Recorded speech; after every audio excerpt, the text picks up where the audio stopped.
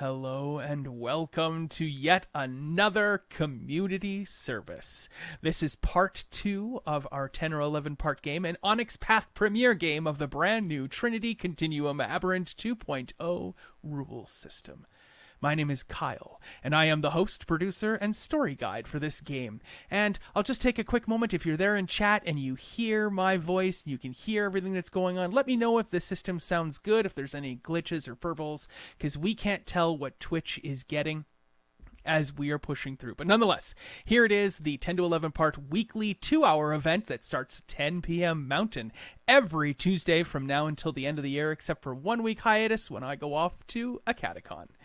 Now, you can usually find me in podcast land, where I put out about 10 podcasts a month. Tavern Tales, Tavern Tales Jr., Morty's Devils, all of which can be found on taverntales.ca or wherever you normally get your podcasts. We are super excited to have people in chat tonight. So if you are there, let me know and offer me some help, because at the end of the last game, a huge 10-lane accident had just occurred on the LA highway. I believe it's the 415 or 416, just heading out of Bel Air. And that while we do know that a Prius has been clipped and a container truck is involved, what other vehicles are in this accident on both sides of the highway? So throw some vehicles and some descriptions of some carnage up in chat for me, and I will use them in game here, and I'll be asking for more from you during the show.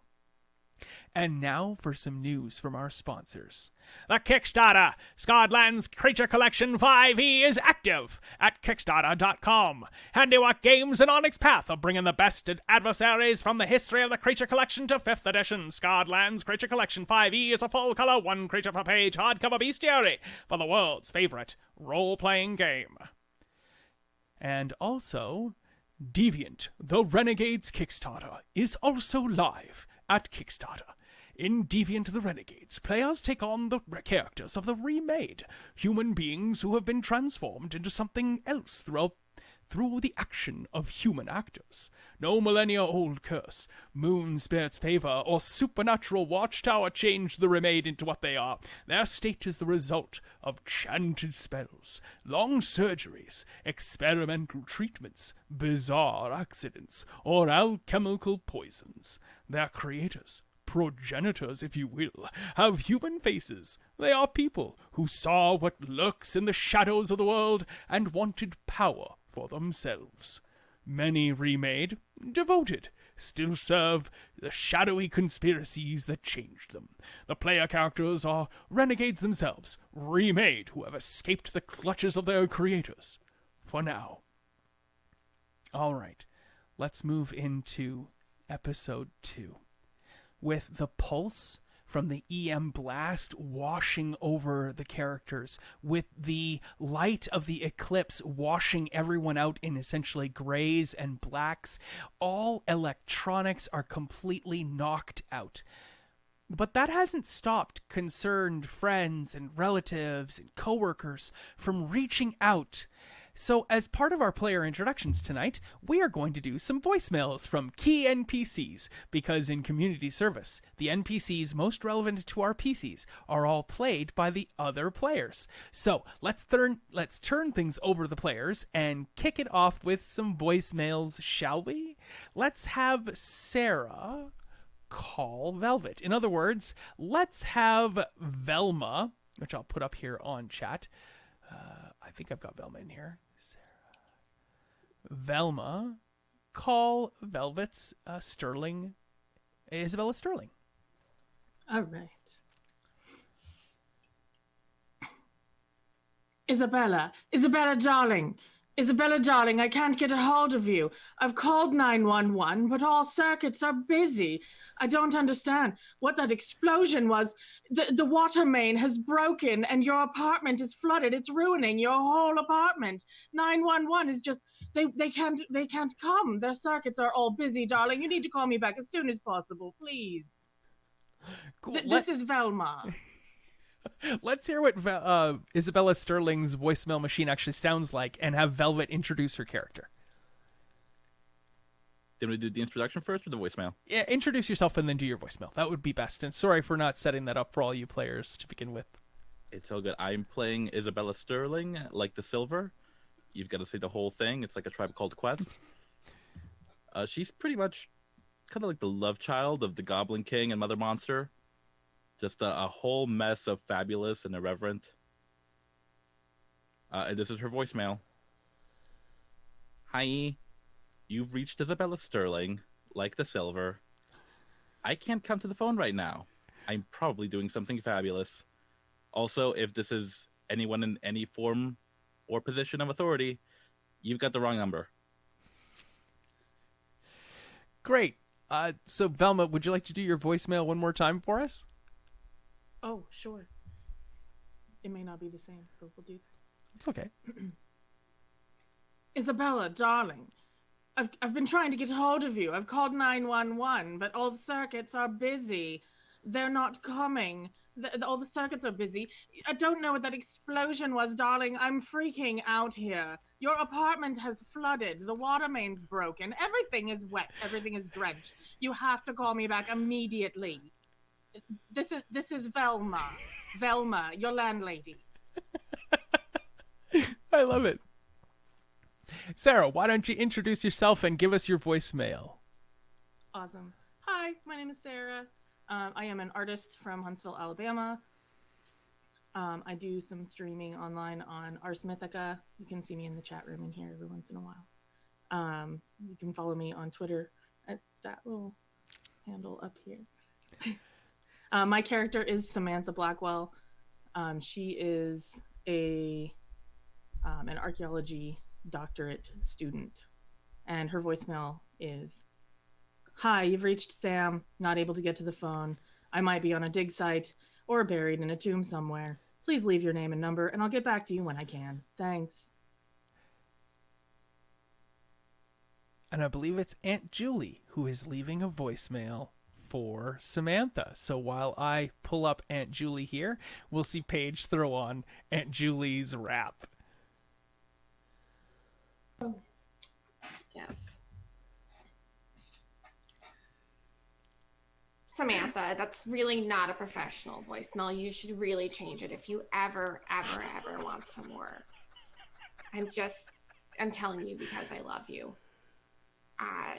The other day when I had you over and my friend Chrissy was over, she said she left something here, like some type of tennis bracelet. So if you see it, laying around, maybe it fell in your bag, could you please let me know as soon as possible? She's really freaking out. And also, did you read that email I sent you? It's about how to find a proper job post PhD. So, yeah, call me back when you get this, please. Love you, dear. Kisses, kisses.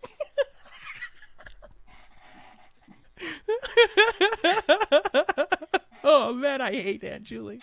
Okay.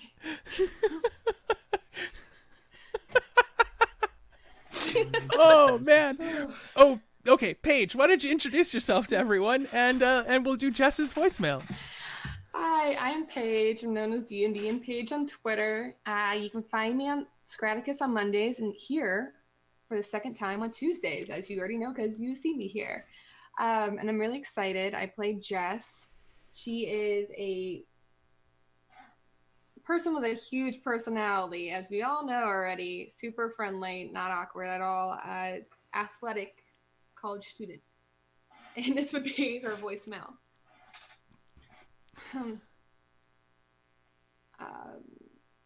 Yeah, this is Jess.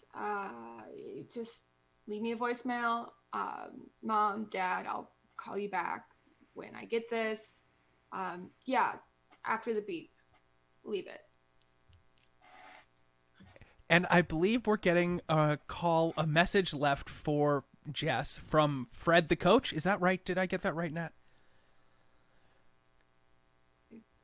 And it's Fred the coach, right, Nat? Yeah, it's Fred. Jess, practice is probably canceled. I don't know what the hell is going on out here. I'm a little bit concerned. Okay. All right. I hope you're okay. Just give me a call. I'm really concerned. I can't reach anybody, and I'm here at the field. It's just chaos. It's just nonsense chaos right now. So just check in. I want to check in by like 2,200 hours, please. Give me it. Otherwise, I'm gonna assume you're dead. Okay? Military time. Oh, does he forget to hang up and then there's like 30 seconds long of extra sound?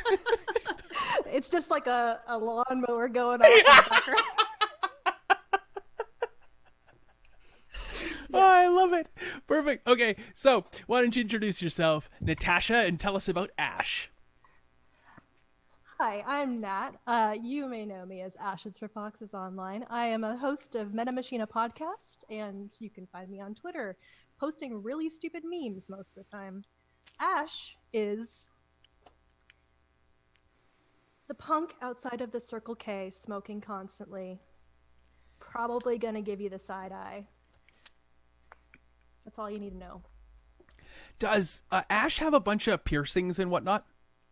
Yes, more than I do. I only have the one. So, yeah. I mean, just places you don't even want to know are pierced. I love it. And does Ash happen to also have like tattoos or any scarification or anything like that? Lots and lots of tattoos, but most especially proud of the SpongeBob and the Ren and Stimpy. That one might get covered up considering the creator is a dick. Fair. Okay, so let's hear Ash's voicemail.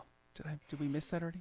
So Ash's voicemail is you're going to go to a robot voice saying this voicemail has not been set up because they have a $15 Walmart burner phone that they got that they happen to have a number for prepaid. So just keep it tight, no text messages, short and sweet is what they'd tell their friends, but they probably wouldn't listen.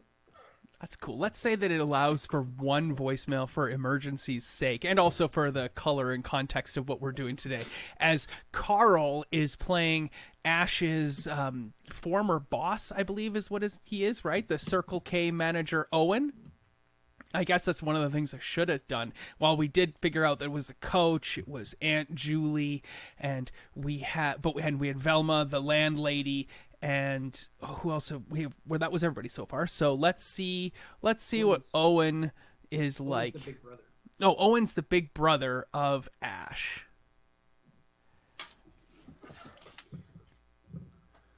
Oh my God, that was Ash, are you there? I don't know what's going on. Did you do this? Did you do something? Look, wherever you are, call me, okay? Okay? It's not for me. It's for the kids. My kids are freaking out. They miss their aunt. Just call me, would you, please? And I'll forgive whatever the hell you did. Probably. Just call me.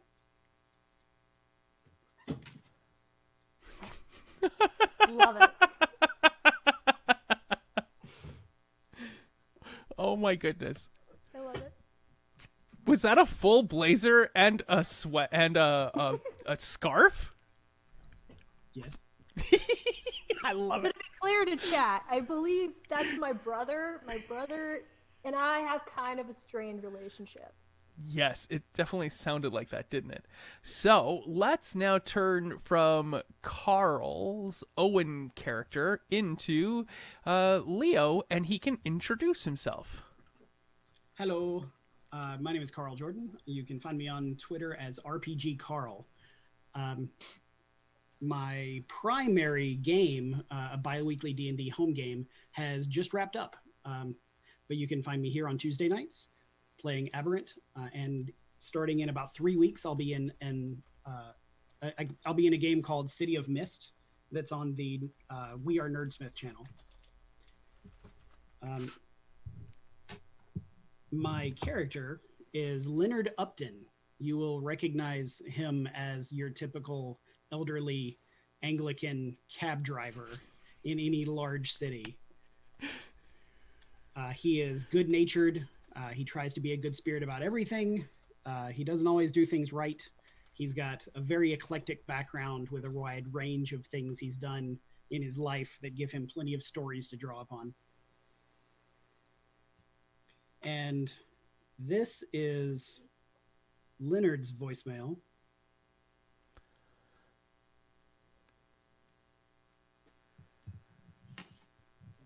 I'm sorry. This thing? Wait, I think I got it. Yeah, look, it's working, right? Is unavailable. Please leave your message after the tone. And we have Jackson leaving a voicemail for Leo. Who is Jackson? And let's hear what this voicemail sounds like. Hey, Leo. It's Jackson, your boss. I don't know if you forgot you had a gig today. Listen, I can't get a hold of you. I can't get a hold of anybody. Someone's telling me there's a goddamn explosion out there. I'm stuck in the office, can't get out. Just...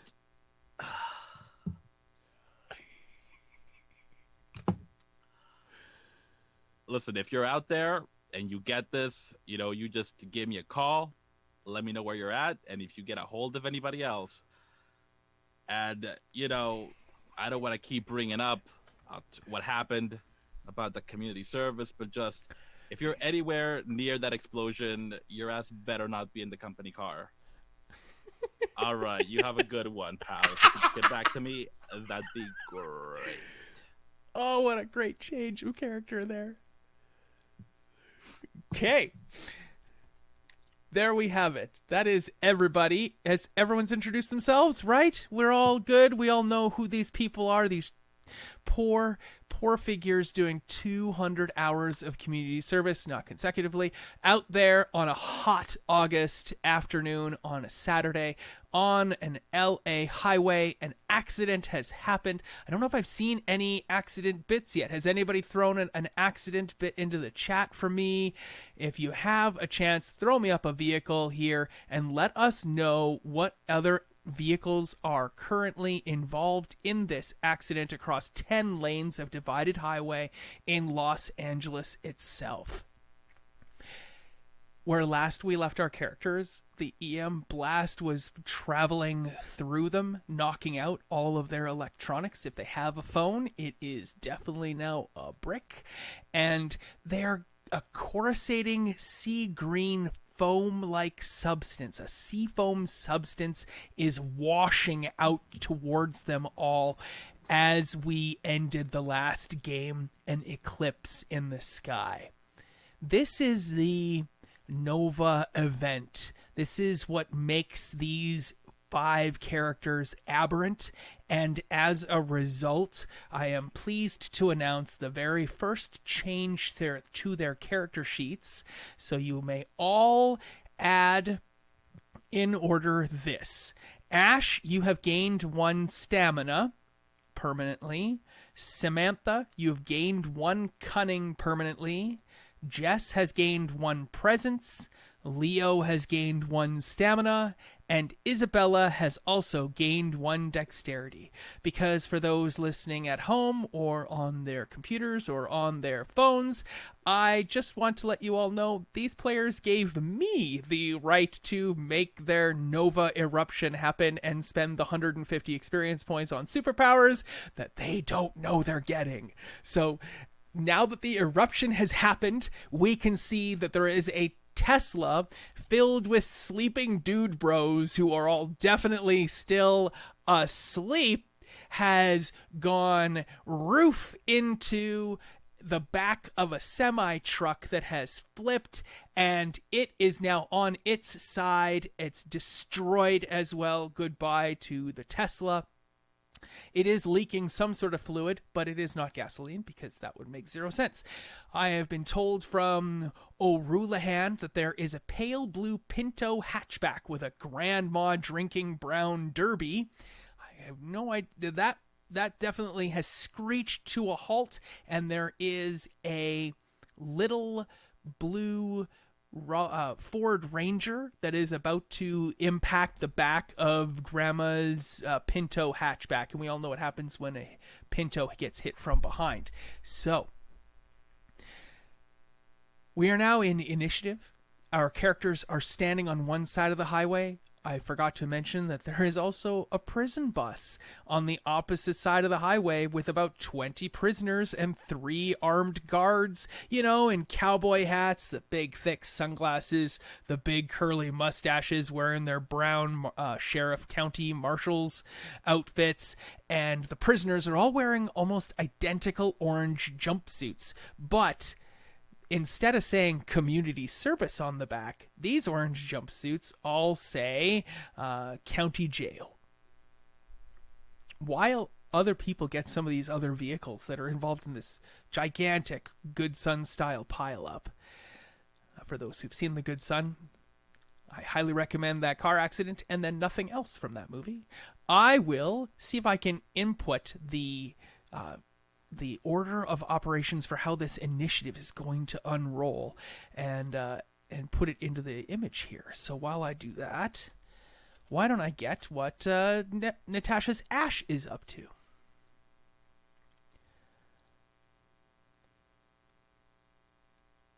Well, I was just kind of like smoking my cigarette under the overpass just as everything went down. And my immediate concern is to get far away from the highway. So I'm backing up. Up that grade. If that makes sense. Okay, you're heading up the grave away from the accident. You're pretty protected with the short bus right where it is. Yeah, So you know. I'm still putting some distance between me and the highway and that bus because stuff is going down. That's all. I mean, back it up. Like, I love it. Absolutely. Back up the embankment. There's a bunch of trash you're leaving by its side. What is Leo up to, Carl?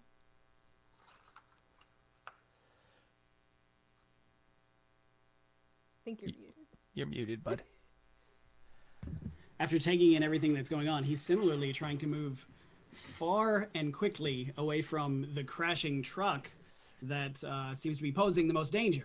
But it is obviously going to be posing danger to our group as well as all those other people. So he's probably running while shouting, hey, look out, get out of the way, get out of the way, and making a commotion as he runs back towards the bus. Sure, absolutely. And Isabella Sterling's up to what, Velvet?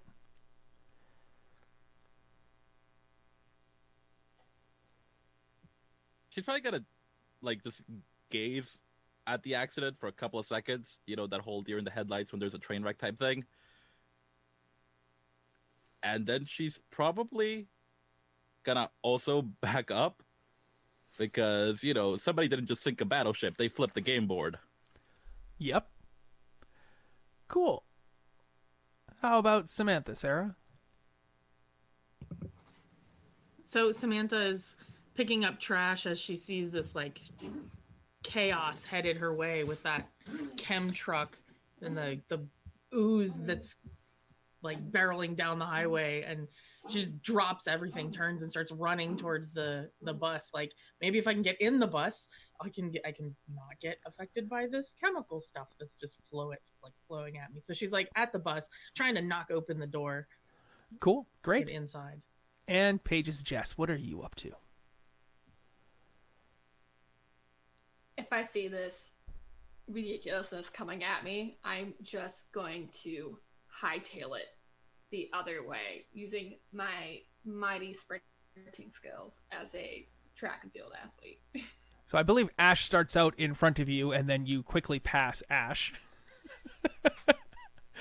But great.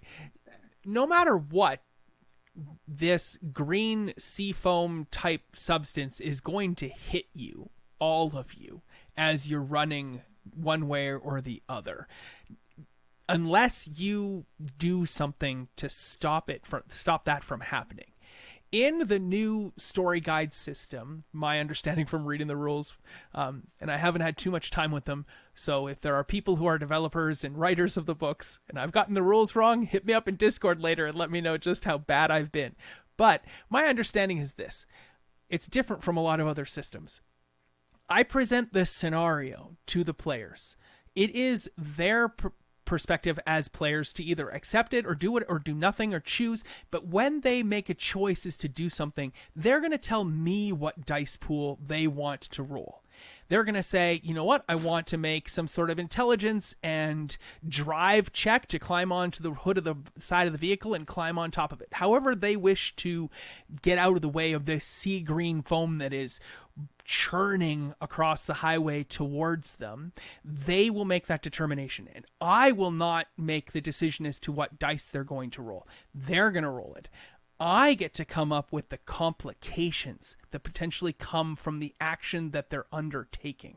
So a complication could be that they might take some damage climbing onto the roof of the vehicle, or they might drop their bag, or they might drop their handy dandy stabby stick for picking up garbage as they climb to the roof. And they might be perfectly comfortable with accepting those complications. They might be perfectly accepting of whatever it is in this particular scenario, but there could be other ones that pose greater setbacks.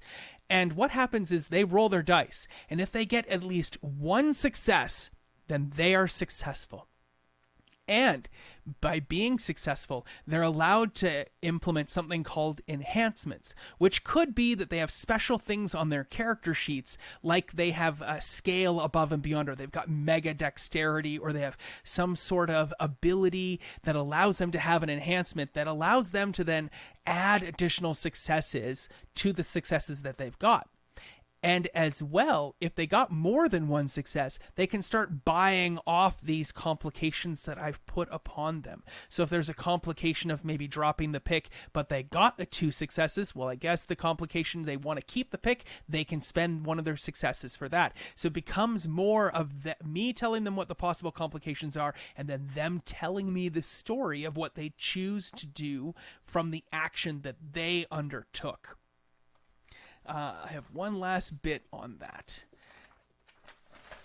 And that is, there are also stunts. So you can also use your extra successes that you got from either rolling dice or from enhancements to pay for stunts that you would like to do that are above and beyond. Like, you could use the extra 2 successes to buy a stunt to lend aid to somebody else who may be also doing the same action as you, throwing out a hand and raising them up. So stunts are often something that is already available to you on your character sheet. It's an edge or something that you have. And last but not least, when your character fails the check and gets 0 successes because the dice are not happy with you, or you chose a pool that you don't have a ton of dice in and they didn't all roll successes. Well, what happens then is that while your character doesn't succeed at what you do, you can see I've got a little momentum track here, and there's a little red die on it because last session we already earned one. Anytime someone fails a check, they earn a die on the momentum track, and that momentum allows other player characters. It's a pooled resource for everyone, and that die on the momentum track can be spent for special tricks and abilities that each character has on their character sheet. Should it come up or be something that they want to spend, and that momentum track will carry over the entirety of the game as we build it and spend it. So hopefully I've gotten this right. I just want you all to know that a 1999 Volvo wagon with faded green paint job has its lights left on, but the driver has been thrown through the windshield and is on the ground of the asphalt in amongst the pileup, and its horn is sounding on the highway. As well, we see a full pink Toyota Tacoma hit the bus of the prisoners on the other side of the street. So we are looking at more and more vehicles impacting in this massive crash on the highway.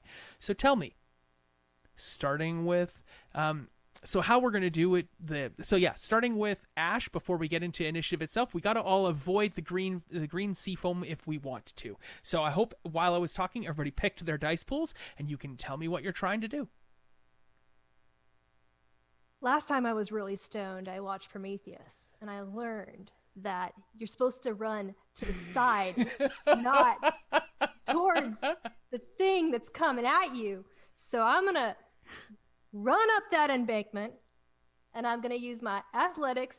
You'd be surprised that I have athletics considering what I look like. And I think I want to do maybe a little bit of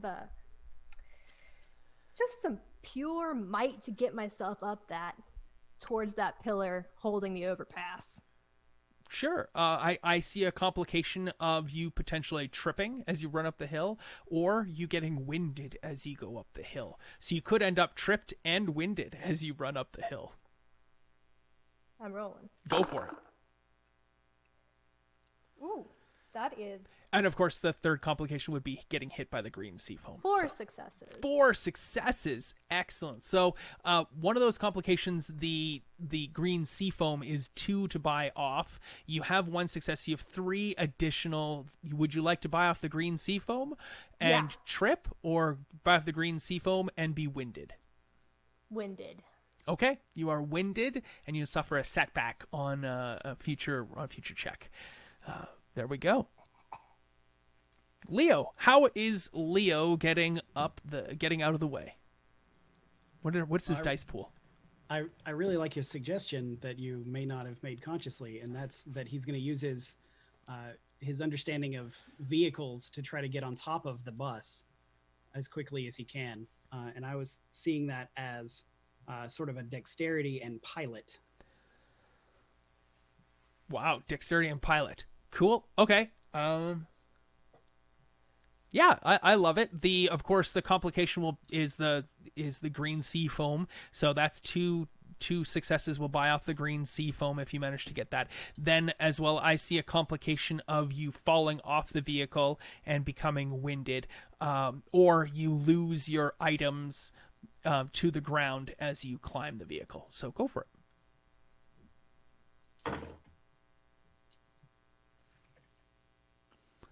Is our difficulty still 8?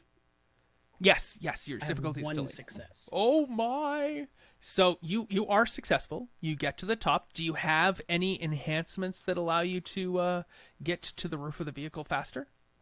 No, nothing. Okay, great. Then you get hit. The green seafoam must cover your legs as you try to pull yourself up, but you do manage to pull yourself up. You are winded and you've lost your items getting to the roof of the vehicle. That sounds right. All right. Isabel Sterling, what's up with you? I don't know what's in those spooky chemicals, so I think, adrenaline survival instinct is going to kick in a little bit. And I think I'm going to go, if I'm allowed to use my dex and athletics, the latter of which I have a specialization as a ballerina, to start doing little those deer prancing jumps until I can get onto the railing and just balance myself on there. Oh, I like the color of that. Yeah, I think your complications are 2 successes, getting hit by the green seafoam, another complication of dropping your things, and of course potentially spraining an ankle.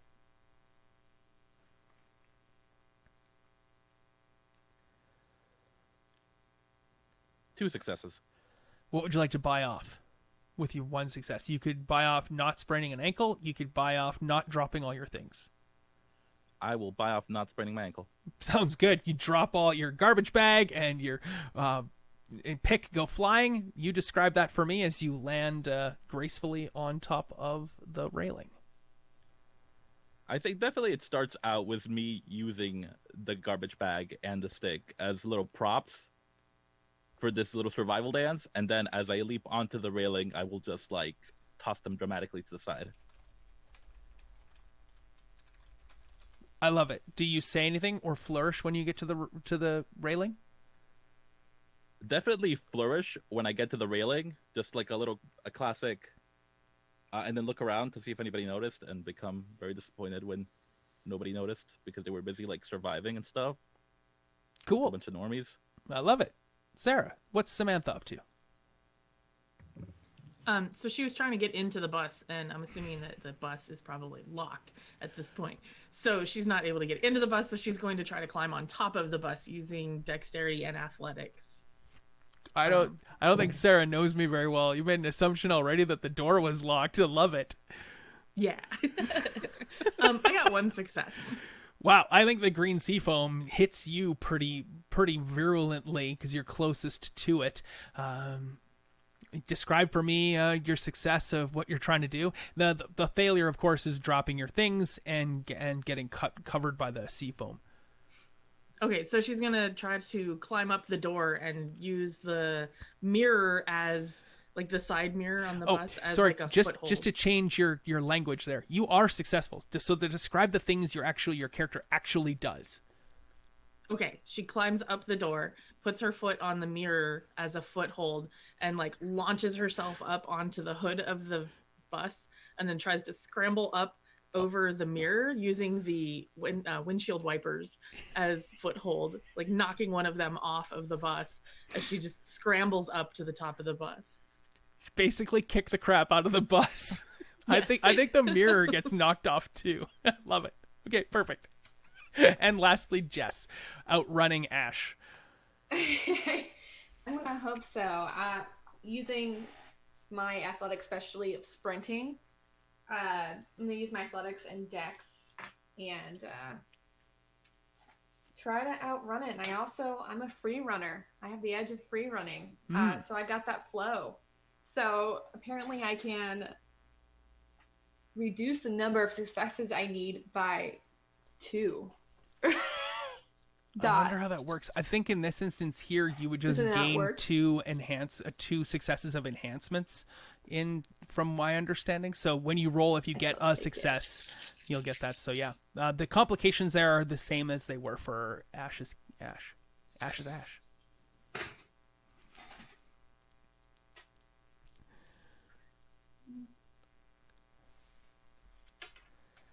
I got 3 successes.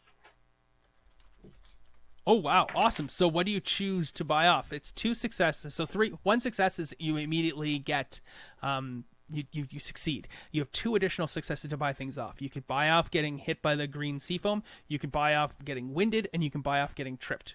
But you can't buy off all of those things. So what would you like to buy off? I would like to buy off tripping and getting hit. I'd rather get winded. Sorry, you can either buy off the seafoam or you can buy off the other 2 things because the seafoam is 2. Okay, I'm gonna buy off the seafoam because I don't know what that's gonna do. Oh my! All right, describe for me what happens when you make your choices. And I think going forward in the future, I'm just gonna say you don't have to tell me what you're gonna buy off. You can just tell me that during the description. That might be more cinematic. Okay, so I'm going to just as hauling butt away from the seafoam, and in that happenstance doesn't see the giant like tumbleweed just around her right foot in this grass. It catches her foot, she trips, and she rolls and attempts to get back up to keep getting away from this foam. Cool, I love it. And she does, right? Yes. Awesome. Okay, so now we've avoided or not avoided the seafoam when we're all in set places, and I can picture where everyone is. We have Jess and Ash on kind of the hill up the embankment. We have Leo and Samantha on the bus itself, and we have Isabella Sterling standing on the railing. And now at this point, we're going to enter initiative. And if you're watching in chat there, I've already put up the initiative track. So what normally works in this new Trinity 2.0 system is that everyone is going to roll their initiative. It's between the lower of 2 different stat groups, and you determine the number of successes that you have versus all the NPCs and all the other figures in the scene. And then everyone pools and we add up and we figure out where everyone is supposed to go. But if Natasha's character rolled 3 successes and Paige's character rolled 2 successes, it doesn't necessarily mean that Natasha's character has to go before Jess's character. It just means that the group gets to have those slots, and then we get to choose who has focus in that moment. So how it works over here, I've put up the initiative tracker. It's largely the group and then followed by others. I just this time tried to spread it out a little bit to be a bit more cinematic. And also, we're going to roll these initiatives ahead of time in the future so that I can put this up. It'll be easy for everyone to relate and see and connect to, and we can go forward from here. So the first in this is the group. And the reason why I'm calling this a big combat, a big initiative, is because a whole bunch of things are about to happen that all of you can now see from your various vantage points. Looks like the prisoners are about to overcome the prison guards. You can see that. That is very apparent to you. There are critically injured people that are about to potentially get hit if more vehicles come down the highway and enter into this fracas, this giant melee with of vehicles that are still coming in. And Twitch chat, if you still want to throw out more vehicles, I would love to see it. I see that there is a 70s era Moscovich 412. Is that a car or a motorcycle? Either way, that's coming down the road and it's about to get involved in this car accident. You can see the granny. She's moving, but faintly, and the individual who went through the windshield and is now laying in red on the asphalt on the highway, that person's moving weakly as well. So there are people to save, and there are things to get out of the way now that this seafoam has washed across the highway itself, and some of you have been hit and others have not. It doesn't seem to have done anything except for maybe make your jumpsuit wet is all you can really tell at the moment. It doesn't really feel like anything other than a cold, frothy, milky sort of liquid. So here's the situation. You all will have to have an action. All 5 of you will have to have an action in this, in every order. The highway will have an action itself as cars come in and things happen in the accident. The prisoners will have their own actions as they do things with the guards. And the guards, of course, will have an action around as well. So let's kick things off. Begin.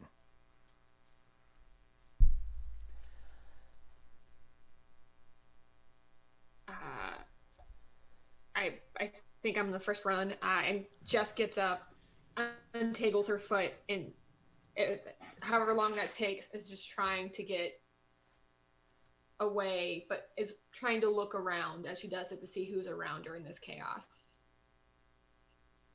Sure. Is there a check or a test you'd like to make?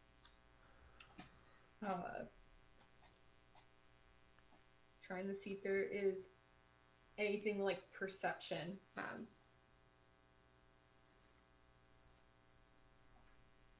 But no, not off the top of her head. She's just looking around, trying to see if there's like who's nearby. Okay, so just to be clear, the order is something you all discuss. You as a group, when it is the group's turn, it is your choice as a group to determine who has the focus, because you are the ones who get to make the decision as to how the focus works. I'm cool with Paige saying Jess goes first because you're not really a group yet. My so bad. I thought It's good.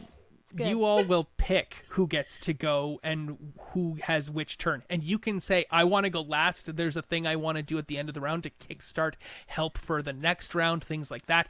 And feel free to make it a universal group chat between the 5 of you. It's a little harder when we're not all sitting at a table and we can only really talk one at a time. But I turn it over to you to all describe for me what you'd like to do and negotiate with each other how you'd like to resolve it.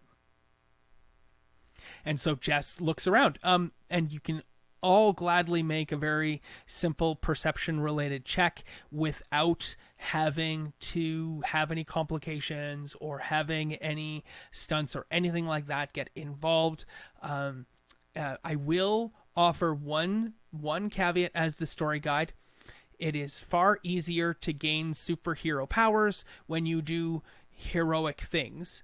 So it'll be harder for me to give you superpowers if you're not doing heroic things, but that's my problem, not yours. super fair. Does Jess see someone? Assuming that everyone's okay since I already jumped the gun on this one. Who does Jess see that's closest to her in this chaos of cars and such? I think it's me. How are you doing, Ash? What the hell is going on right now, man? Okay. All right. Okay. We're gonna they're over there on the bus? Oh.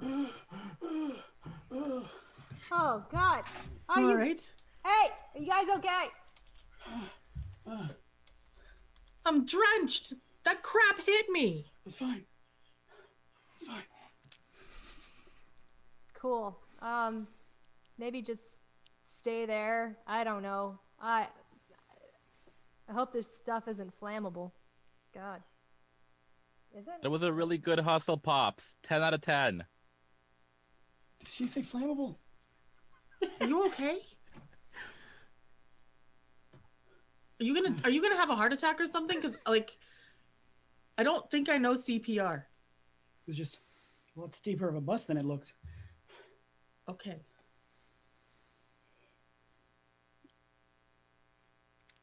Okay, group, you see the counselor Chloe Berry is on the shoulder, has been hit by a whole bunch of seafoam. She's coughing and spluttering. It looks like she's been knocked down by it. And one of the vehicles is about to get hit by another vehicle. In fact, it is a brand new black Honda CRV filled with cardboard cutouts of William Shatner so that the driver can use the carpool lane. Thank you for that, Theodwin 31. That vehicle has already been involved in the accident, and it is about to be hit and pushed over and roll over onto Chloe Berry. That is what the highway is about to do. Oh man, where is she at in relation to the bus? Right next to the bus. Okay, I'll leap off of the bus and grab her and drag her out of the way. Cool. Is everyone fine with giving Samantha the focus? Heck yeah. Sounds I'm like great. rooting for you, dude. Go Okay. ahead. Then we'll give Samantha the first focus from this particular round. In the future, I'll try to give more time for character interactions. I knew we were going to start with a giant schlemazel of a car accident. Okay, so Samantha jumps off of the bus, grabs a hold of Chloe Berry, and just starts dragging her out of the way. Do I need to roll? Oh, yes. All right. So that should probably be like dexterity and athletics to get down and grab her. Sure. Yeah. You want to make a dexterity athletics check because you want to get there faster than And without the other hurting vehicle. myself. Yeah. All right, you want to use finesse in order to do that. So you use your finesse physical attribute to do that. Great. You can, before you roll, seeing that you already have, As the dice clatter. the complications are that the vehicle's going to potentially hit you or as well, or just hit you, or that you could or that you will not be fully successful in getting her out of the way. Chloe Berry. Okay. Would you like me to re-roll, or should I just? Yeah, I think quit that it'd be a good idea to re-roll because also, without you knowing it, you have become a Nova, and that means your scale has gone up by 1, and it also means that your difficulty on the die has gone down by 1. So you are going to achieve greater success more often. All right. That is a 10. So that is 1 success. 1 success. Great. You are successful. What do you I guess so. You're still going to get hit. She's going to get hit as well. You don't have an opportunity to get her fully out of the way. Yeah, I think that's the best way to look at that. So, your dexterity athletics, you rolled 4 dice total, correct? Yes. Great. Something strange happens as you're about to roll these dice, And I need you to make a check for me. There is something strange is about to occur to your character. And yours is the one I didn't print.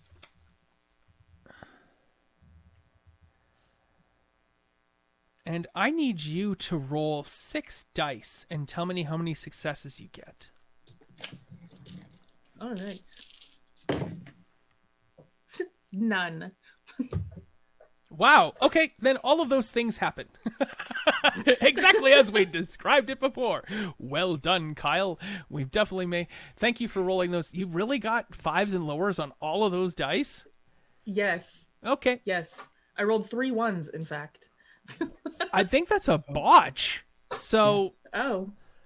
Thanks, Natasha. Yeah, it is. So what we're going to do here is we're just going to copy that and paste that in, and we're going to add to the momentum track. And as well, you're going to get something called Flux, because you tried to use a quantum power that you're not aware of as of yet. And you still don't know what it is because it didn't do anything for you. You felt a surge of some sort of energy. In fact, what sort of energy it is it feels like a brilliantly beautiful perfume smell that just awakens you. Like smelling salts just awakens your mind, and you can feel the racing electricity in your brain try to take in everything around you and make a clear and quick assessment of what needs to be done. And your brain tried to harness your body's natural ability to give you greater skill in the moment, and it failed to do so because it's the first time it's ever tried to do so. But you feel strange and euphoric nonetheless as the vehicle hits you. So make a on your next turn, we're going to have to... Actually, that'll be the highway's turn. The highway's turn here now as we move forward is the highway is going to smash into Samantha and into Chloe Berry. So if you could... That was a lot of ones. If you could make a stamina check, we'll see whether or not you are successful or not at taking any damage. 2 1s. You're kidding me. Okay, so we gain yet more momentum. So we'll just add more momentum. Yay. All of those dice right to a dungeon. Yes, they're going to dice jail, in fact. And Go away. you take...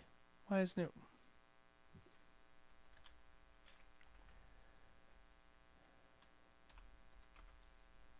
Usually when you just type die roller 3d10 into Google these days, and it now rolls that, but it didn't do that for me. So let's just do this. Oh my god, you take 3 points of damage when the vehicle hits you. Yep, that's what I'm going to go with for now, because I don't know the rules well enough to know how to describe for you all of the potential horror that is coming down onto you. As the highway smashes into Samantha and into Chloe Berry. And so if you've got your boxes there, I believe you've taken 3 points of damage. That is terrible. Yeah, that puts me in maimed. Yep. Sounds good. Can you describe for me then what that looks like, Sarah? So Sam jumps down and tries to grab Chloe Berry and is pulling her as this like car comes barreling in and slams into her, like sending her flying up onto the side of the hill.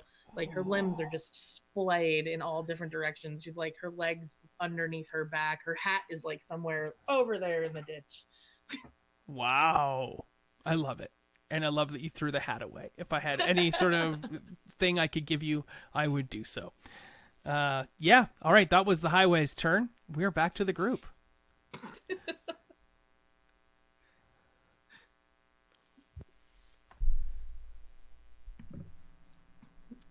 Leo. What is Leo doing? Well, we have everybody can make a choice, so you can all chat to see who takes focus at this point. He's the closest. I'm happy for him to go. Okay, so I just watch her jump off of the bus and try to run to rescue someone, and now she's sprawled out on a hill. I'm going to try to catch my wind and go see if I can offer her any aid, see if she's still alive. So I'm climbing off the bus and trying to run through the foam to where she is sprawled out unconscious or maimed or whatever. Cool. What test pool would you like to make? Oh, this sounds maybe to slodge through the sludge of the foam. Like maybe it's an athletics and stamina, perhaps.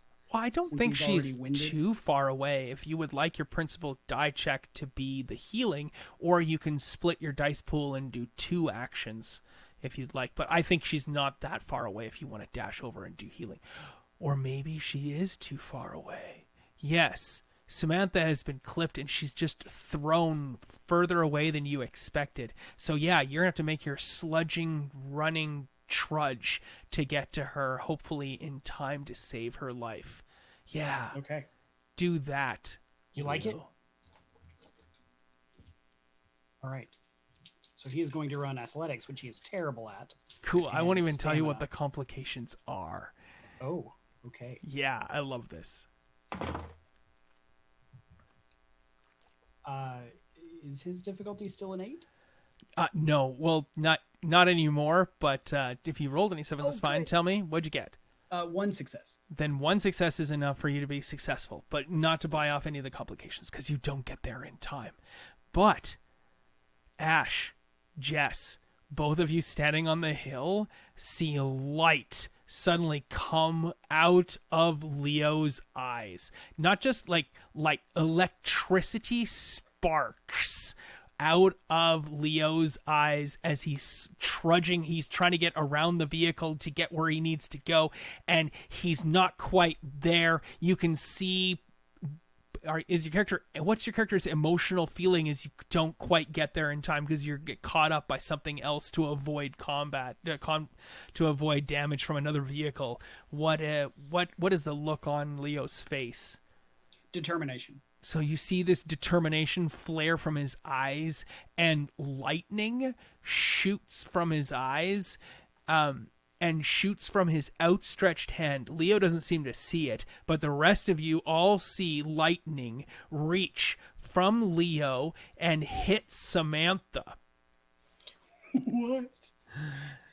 But it's healing lightning as it suddenly starts to heal. So what I need you to do is you're going to roll a bunch of dice here. I'm just going to flip to the right character sheet. Where's Leo? There we go. I need you to roll 6 dice for me, please, and tell me how many successes you get. I hope your dice are better than mine. I'm going to stop rolling those.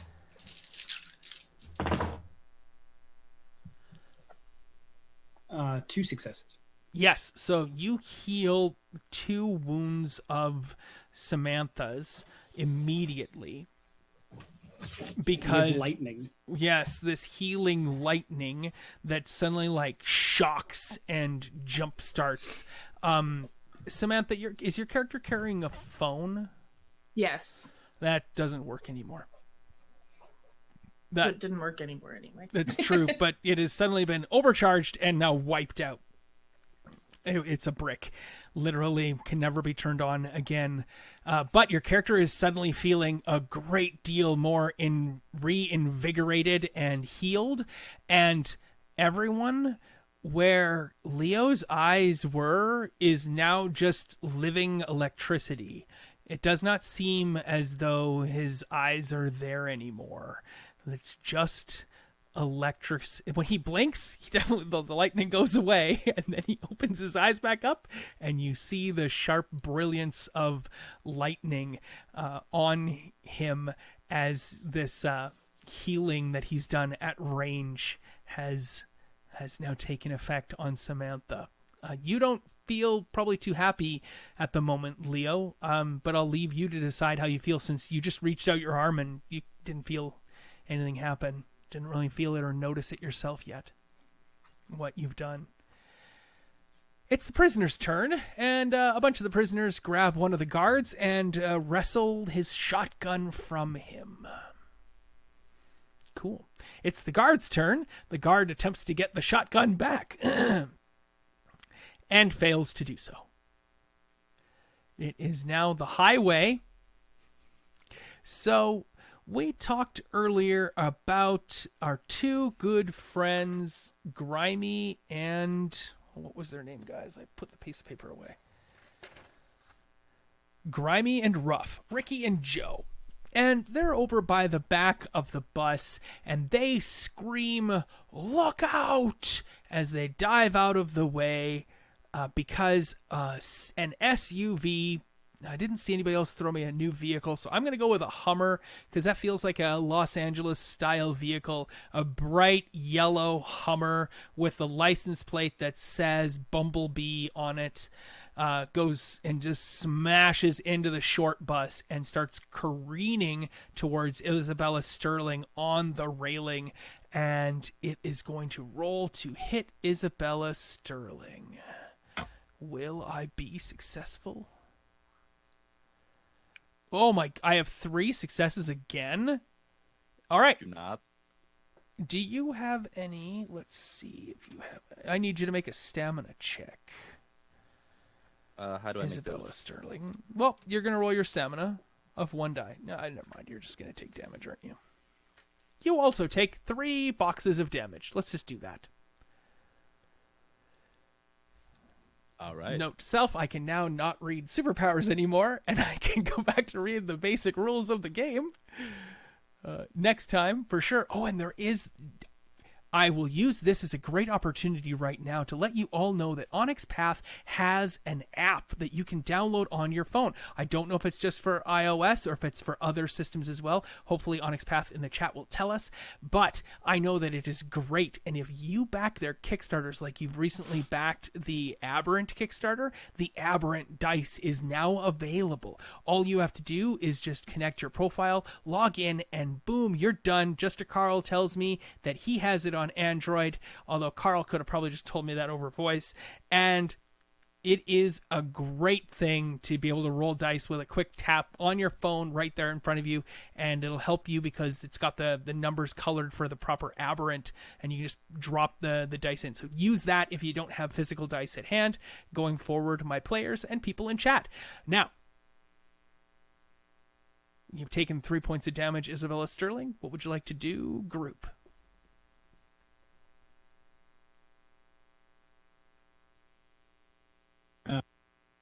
Who hasn't gone? It's Isabella's turn, isn't it? Yep. I think But I so. think I don't pretty think Jess has sprawled gone. out. Jess hasn't gone either. I haven't gone either. And but Ash. So yeah, there's lots of people left. Oh, I thought they went first. Jess just kind of initiated the conversation to start the whole thing. Oh, Gotcha. Shake your phone to roll it too if you want, folks. Just waffled.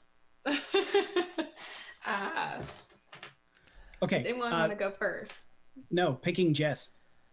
Yeah. All right. Seeing this, I see Isabella Sterling, like the silver, get hit, right? Damaged. I'm going to run over seeing this and try to like drag him out of it, basically, out of harm's way. So I guess first step, make it 2 then, and use my sprinting to do so. And I have a lot of dice for that. Sorry, so where are you going exactly? Towards Isabella. Okay, perfect. Yes. And what are you going to do when you get to Isabella? What's is your goal just to run over and stand beside her? Drag her out if possible. Love it. Okay, great. And so are you splitting your dice pool to do a run over as well as a drag away? Yes, if I can. Yeah. Okay, cool. How do I do that? Sorry. I love it. So what you normally do is you're going to roll the lower of the 2 dice pools. But Jess, I'm going to pull your character sheet over here that I have painstakingly pulled together. And you're going to get to... I wish I had the Aberrant rules sitting in front of me. You're going to actually just get to roll twice. You're going to get to roll the first dice pool, and then you get to roll the second die pool. So I hopefully know where I put that other sheet, and I could read it out. But I've got it here. Sweet. Okay, I'm gonna roll my athletics first.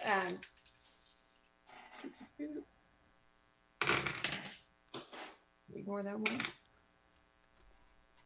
And I'm looking for a spicy 6, correct? Is it a 6 or is it a 7?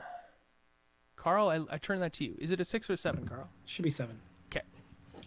All right. I got 3 on the first dice pool. Cool. So you're only rolling the 1 die pool, and you'll only ever get to do that. But you somehow or other you feel and quickened, like because you got hit by the seafoam. No, you didn't. You avoided it. You just feel quickened, and you're not too sure what it is that's causing that from you. But you can see that the eclipse is still in play. I think the world slows down for Jess.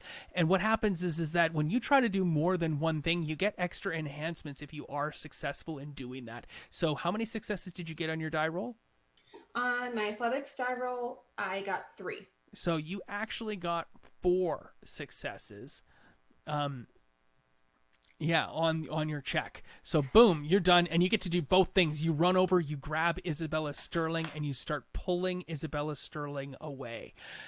But a taco truck, I believe it's a taco truck, or is it a taco truck and ice cream truck? It is a taco/ice cream truck with a giant burrito sign on the top of it. Cannot hit the brakes fast enough. It is sliding, and it starts to turn, and the driver's side door is he's looking at you, you're looking at him, he's shouting frantically, get out of the way as the vehicle turns and slides. Burritos along the door there. That is engraved indelibly in your memory from here on out. And Jess, what do you do? You cannot stop the vehicle, but what do you do in the moment, just as the vehicle's about to impact you? If possible, Jess grabs Isabella and tries to kind of lunge or roll out of the way. Let's say Isabella's on the other side of you, and it's going to hit you into Isabella. So Isabella's probably less likely to be hit on this. It's definitely going to hit you. What does Jess do? Jump out of the way if possible. Okay. Yeah, sure. I mean, you don't have time for an action. Okay, then just cringe. She just cringes. Okay. Just if she could see her life flash in front of her eyes, it is happening right now. Yeah. Okay. You cringe down. Do you throw a hand out? Yeah. Oh, totally. Doing the motion. Ash, something glints on Jess as this ice cream burritos truck. I'm just picturing ice cream burritos now, and it's a sloppy mess. And it's LA. It's a gourmet. It's like ice cream tacos, but they just kind of like got the signals mixed. Yeah. Choco taco. I love it. Yes. Something glints, something metallic on Jess. You think that she's pulled something out of her jumpsuit or whatever, and she reaches out and pushes against the vehicle as she cringes and puts her head down, assumes crash position sort of thing, just throws out a hand, and the vehicle runs into this metal thing and then rebounds off of it. Doesn't fly back, but rebounds a couple feet away, it ran into something ridiculously solid and then slid back as a result of doing that. I guess I'm just straight tripping now. I didn't even get to smoke this morning. Oh my goodness. Yep. Perfect. And in the resulting moments, Ash, you see that Jess's... Is it the right hand or the left hand, Paige? Right. Definitely right. Jess's right hand is made of shining metal. You see that. Jess, all you see at the moment is the imprint of a hand on the door of a vehicle after briefly looking up. But we're done with the group again as we go back to the highway and somebody else is in danger. Oh, goodness gracious. It's, it's that person who's a smear on the highway. They're going to get hit. You don't know if they're going to make it as we turn now to the last member of the group. I got to put too many highway in here. 1, 2, 3. That's too much highway. Cut a highway out next time. Let's do this. Who is the last? We have still 2 people to go? Or, yeah, we still have 2, don't we? All right, Let's do this.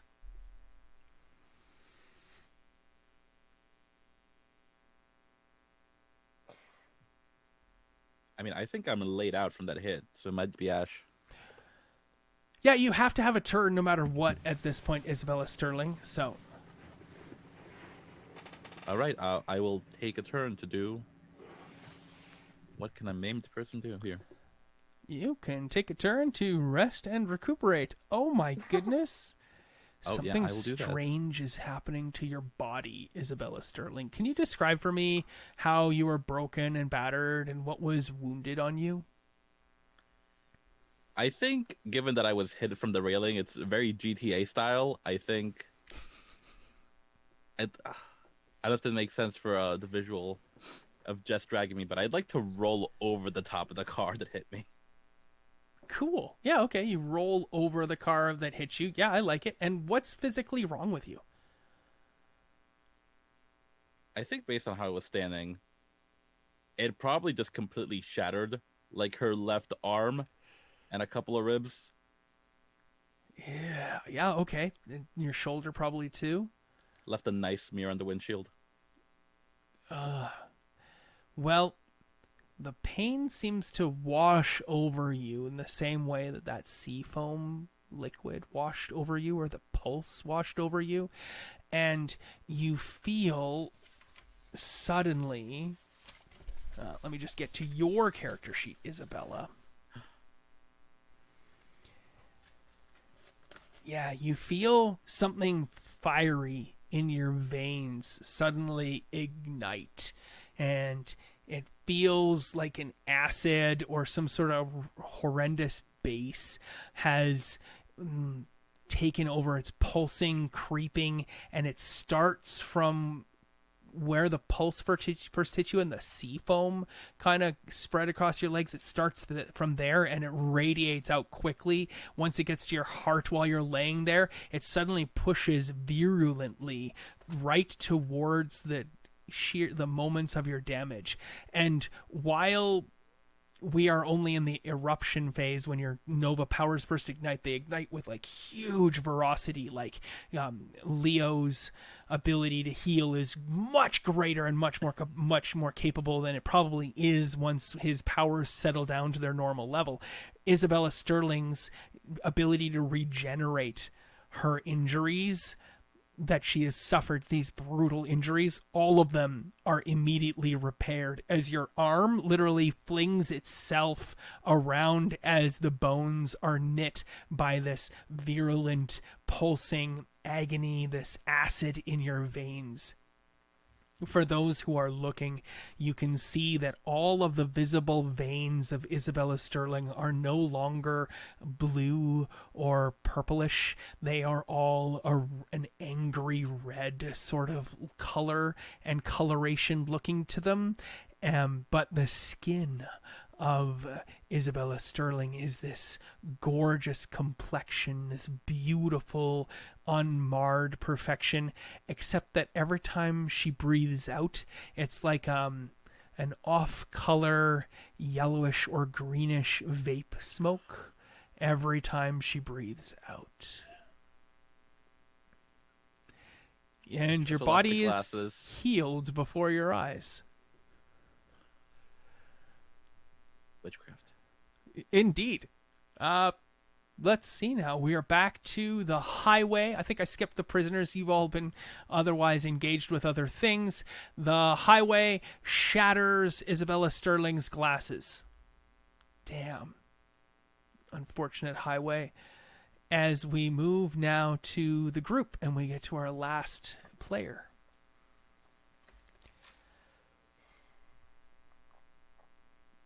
I ain't touching that foam stuff, so I'm like literally over here taking my garbage bag and putting it up and around pants, you know, like made of holes, stepping it. No, I'm also going to use, I have danger sense, so I would like to use that if possible. It's going to be a survival and cunning, which is not that great, but 3 dice. I want to make sure that if I'm going to go over there, that I'm not going to get hit by a taco truck, okay? Got priorities. I'm going to be a hero today. I'm going to come out of this alive and not shooting lightning out of my eyes. Okay? Or other places. Right, so I just want to know what's going on. Make sure that there's nothing going to happen before I move. 1 success. Okay. Yeah, you definitely go over there. You feel things tugging at your skin, Ash, as you walk over there. As all of the places that you have a piercing suddenly start to push the piercing out of your flesh, and you can hear it land on the asphalt. It doesn't cause any pain whatsoever. It's a completely painless experience. You hardly feel it at all. Your skin feels almost deadened to the touch at those places as these piercings fall sliding from all the various places on your body and land. And as you hear the ping and look down, you wonder immediately, are you bleeding from both your arms? Like, am I bleeding? Because as you look down, you see this coruscating wash of color just pouring off your body, off your arms. And you know that awesome SpongeBob tattoo? There's just a smear of yellow, ochreish color and gel just sliding down your hand. The Ren and Stimpy tattoo on the other arm sliding off, and everywhere that the piercings and the tattoos wash away, your skin is this, in the light of this eclipse, it shines with a scintillating myriad of colors as though there is diamond lurking just beneath the skin of your character. You don't even notice the Ducati. Actually, yeah, you don't notice the Ducati. Everyone else who's visible, there's a Ducati that swerves left, swerves right, tries to swerve left again, tried to go one too many ways, misses, drives straight into Ash, collapses into Ash, flips up and over Ash, and then wipes out on the highway shoulder next to, and on the other side of Ash. It looks like it ran into a cement pillar, and Ash is standing there completely unfazed and unharmed. It hit him from behind, and flipped over him. What? Continue with your success, Ash. I'm gonna just stop. And I'll be like,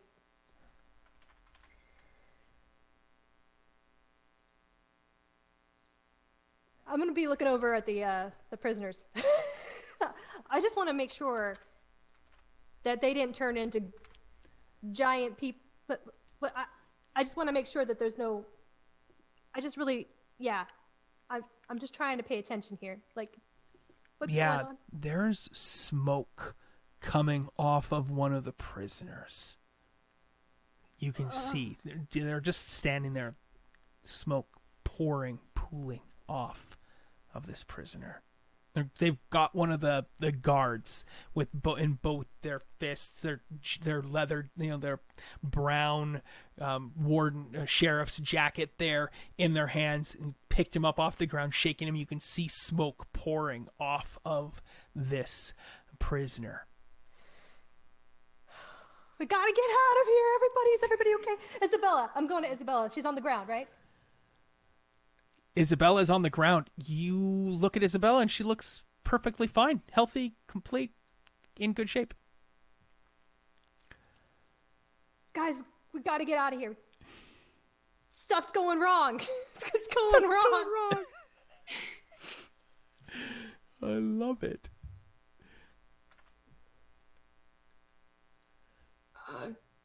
Get in the short bus?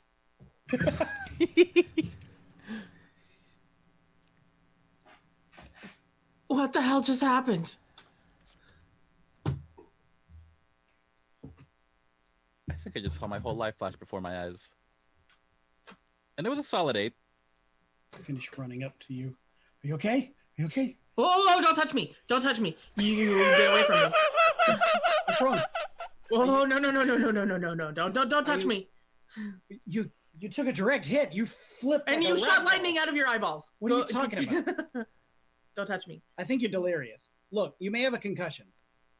How do you feel? How many fingers am I holding up? 3.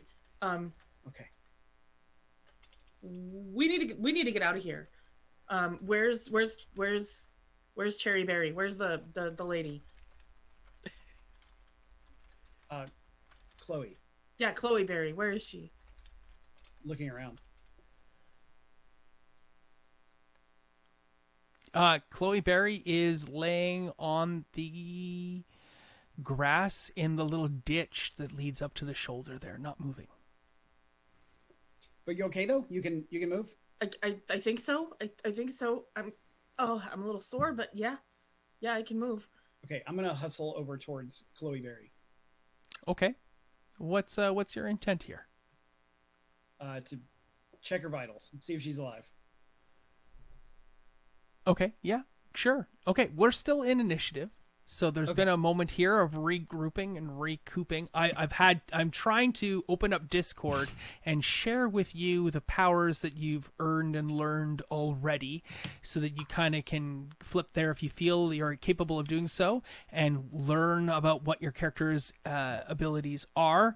And we will pass on the transcendence distinctions as well. I've taken some liberties with that. Your characters do not have the higher level of transcendence that's required to earn a lot of these sort of changes. But because this is an 11 game arc, I really wanted to add some of that flavor right away when you acquire these powers. And when I bought your powers, I bought them with transcendence.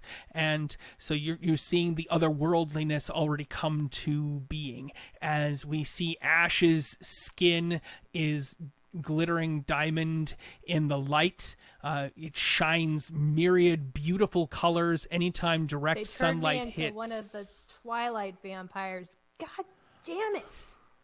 Sorry. I did say I was sorry. And we can see that Leo's eyes have been replaced by smoldering lightning sockets. We can see that Isabella Sterling has veins running off. There seems to be nothing wrong with Samantha as of yet that we can tell, or with Jess. So I don't think that those two have... Oh, sorry, Jess. We got a giant metal hand. Yeah, so that's already come out. It. That has not gone away. That hand is still there and will not go away. Your character, in this moment of respite, you all start to notice these strange things about yourselves, but you hear a gunshot as the shotgun goes off across the way. We have Chloe Berry injured. We've got the 2 other community service members who got out of the way of that other vehicle, the Hummer that ran into the back of the short bus. The short bus isn't going anywhere. The back axle has been ruined, and the accident seems to be ongoing as more traffic is coming around a bend in the corner and not stopping in time. So there are a few things that you can all do if you'd like to, or you can make choices as you will. Let's have a discussion about what some of the things you'd like to do this next round. Hey, Jess, that metal hand looks like it's gonna come in handy. You want to punch through the bus door? I don't know. Are you like Colossus now? What the hell? Do you have like super strength? What's going on? I don't know. You're all sparkly and shit, so I think this is probably better. I'm not judging over here, okay? I'm just asking you. I don't know, man. Look at this. You just try punching it, man. The door? Yeah. Oh. I mean, I'll help. That. Okay, Jess will punch the door on her action to get into the bus, right?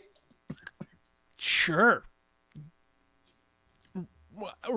So a whole bunch of stuff is going to happen to your character all at once here as your quantum flares into existence and gives you extremely heightened abilities.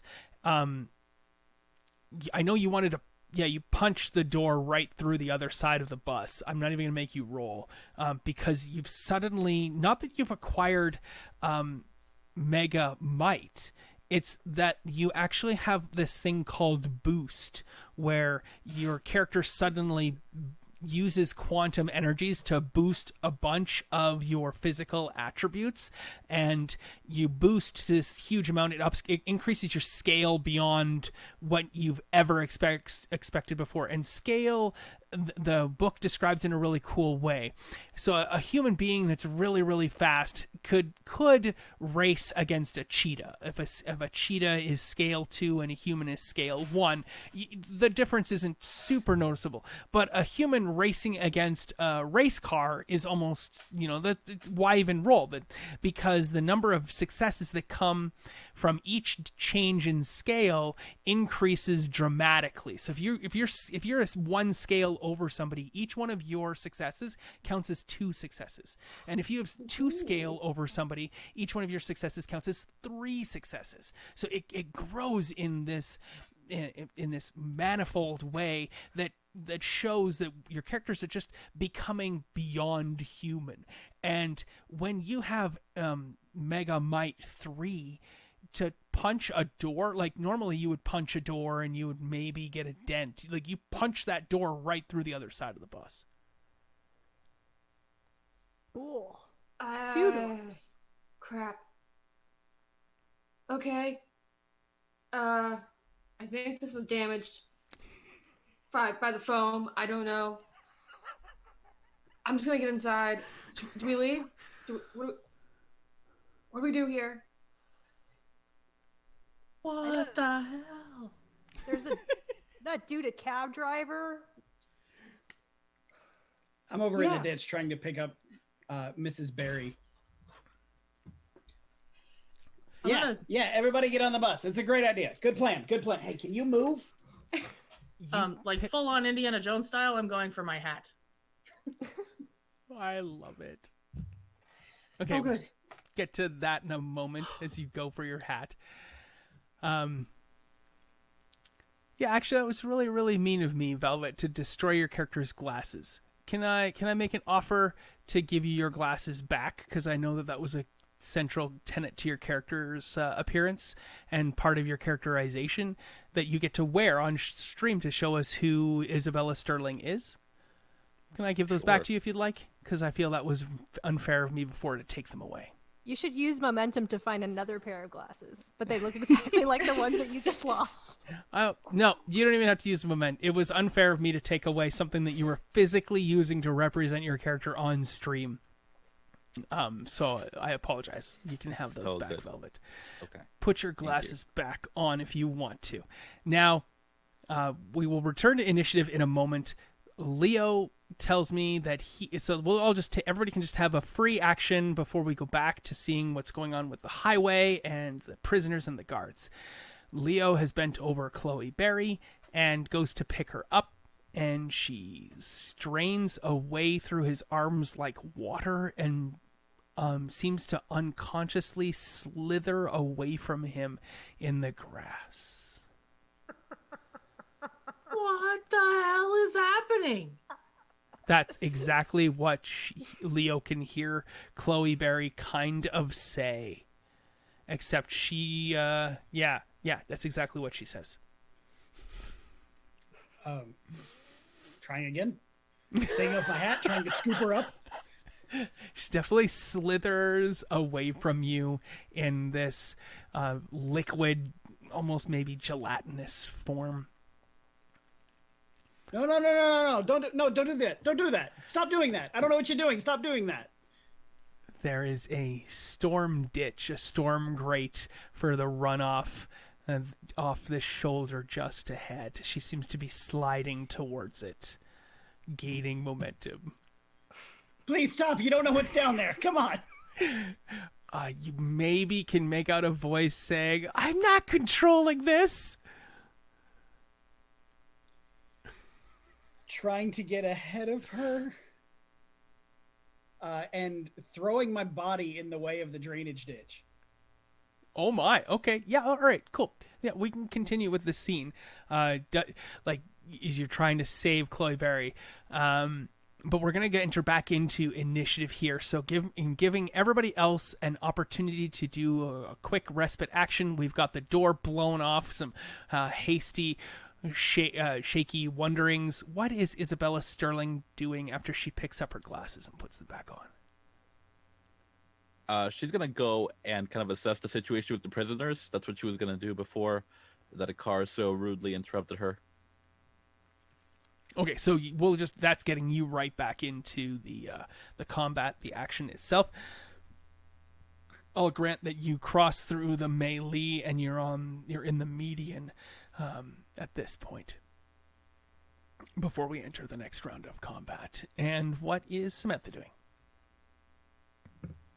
She picks up her hat and puts it back on, looking around. What the hell is going on? Like, was that acid in that truck? Because I feel like I'm hallucinating. I just want to get out of here. Like, we just need to go. We need to leave. We need to leave. So I'm going to get on the bus. Just don't touch me. Don't look at me. I'm just going to get on the bus. Is that okay with everybody? I think I'm high. I need medical attention. Sure. Which way of the bus are you trying to get through? Are you going through the one side that used to not have a door and now seems to have an opening, or the side that used to have a door and has an opening, or are you just going in the back where the Hummer has kind of ripped open and broken the axle off of the bus? Okay, so as I get closer and realize that she's kind of... Oh yeah, you're already in the bus. Through the bus. Okay. Yeah. I'll go in I'll climb over the Hummer and into the bus and into the back seat. And I'm just going to sit in the back seat like, what the hell is going on? I don't know if I'm allowed to grant momentum. I feel like I should just be able to grant momentum whenever I feel like it. So I'm going to do that. I'm just going to grant some momentum here. We'll just go forward. Why not?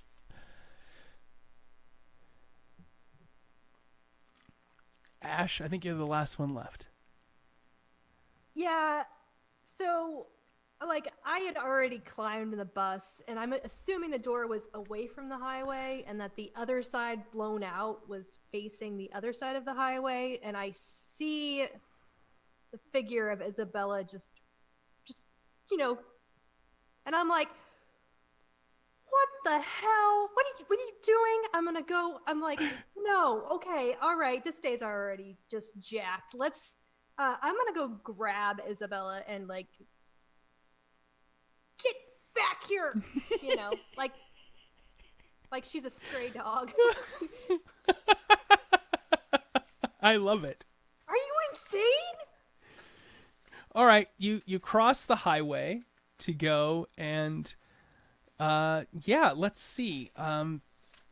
You head over and you rush over beside you rush over beside Isabella, and another one of your abilities comes forth. You have Ash seems to have this supernatural calming effect on others. Maybe it's the scintillating skin giving people a dazed expression on their face, or just kind of luring them into a calmed state.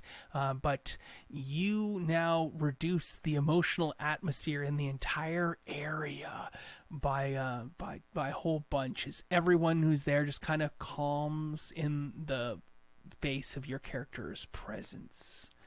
So, Isabella, if you want to roleplay that effect, I will put that into the Discord for Ash. Isabella kind of mellows out. I mean, she was pretty stoked about, pulling a Lazarus back there.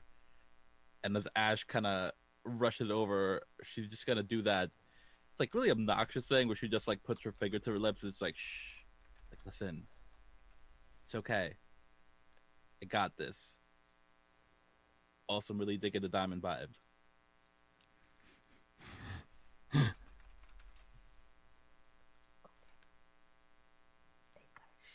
There's a guy smoking. He's like, it's bad news, Bears, okay?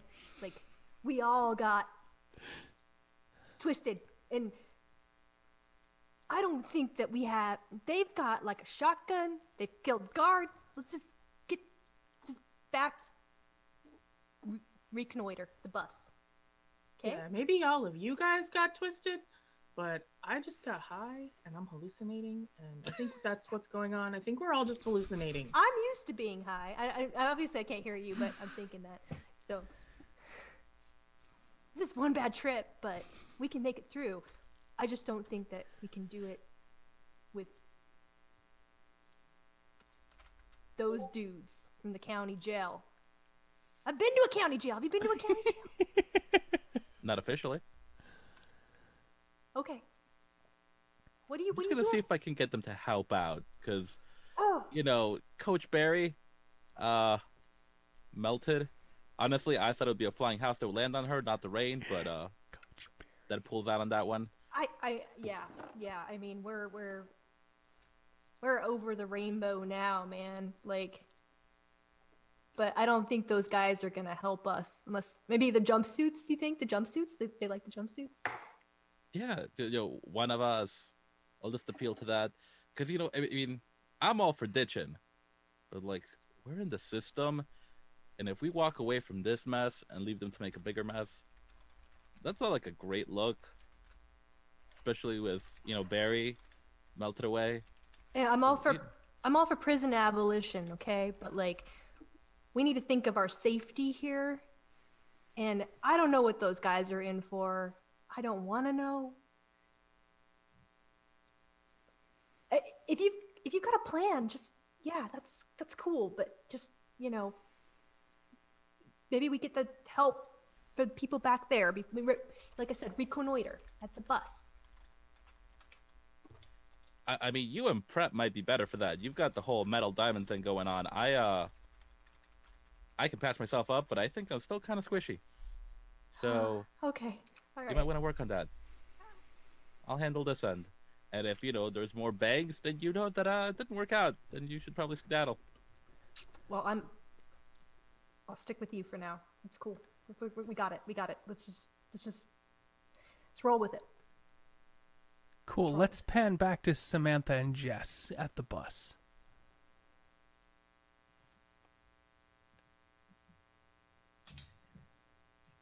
Is this what it's like to be high? I've never been high before. I'm not sure. Maybe I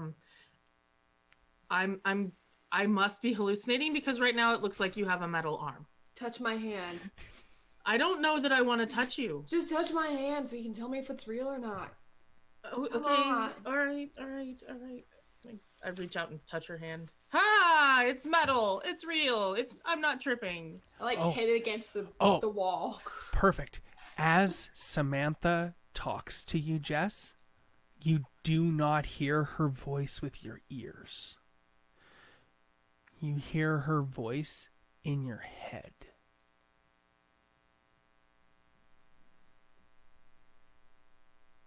All right, Satan. I'm not. Wait. Wait, excuse me? You're in my Satan? head right now. Yeah, you're in my head right now. This is really not cool. No. Look, we have been affected by some kind of chemical, and you're high, and you think that I'm in your head, but you're hearing me with your ears because I'm talking to you. But like, no, I'm not. And like this entire time, she's just like hitting her hand against the wall, like Oh, listening God. to it tap. Every time you tap it, you like leave gigantic dents or shatter windows. Oh, okay, stop. All right, stop. Look, there's got to be a logical explanation for this. I'm sure there's a mythology somewhere that can explain what happened. You're definitely high, even if you are a Satan. I'm not Satan. You're talking in my head. You're Satan. No, I'm not. I'm using my voice. Only vocal Satan cords. does I'm this. speaking. Or maybe you're Jesus Christ. I don't really know which one you are. Are you saying I'm a god? I don't know. You're talking in my head. I have a metal hand. I'm the Tin Man. No, I'm not. I don't understand what you're saying. Talking in your head. That's what hearing is. When you hear people, it sounds like they're in your head because you're hearing them with your ears. Why are we sitting in a bus with holes in it and everything? Because I was really high and I wanted to get out of the open. I think I'm high. I don't. There's something going on. I really just don't know. Where is everybody else? What happened to Chloe Berry? Mentioning Chloe Berry, aka Coach Berry. Jess looks out the window for her. Sure. While Jess is looking out the window, Samantha sees a flash of Counselor Barry trickling through Leo's hands and falling down the storm grate. Is there anything you want to maybe, like, you see this in your head. You can't physically see this. You just have a flash of foresight.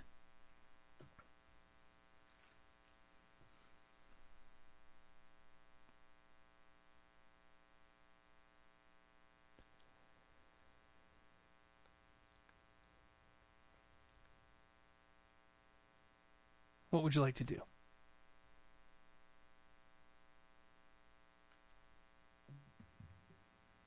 That's Samantha seeing it, right? Yeah, that's Samantha. Oh, I'm sorry. That's seeing that. you, Samantha. You don't even look. You just catch a flash in your mind's eye as though you were looking, or you're seeing through your eyes at some point from some vantage. You see Chloe Berry trickle through Leo's hands and slide down the storm drain. Oh, okay.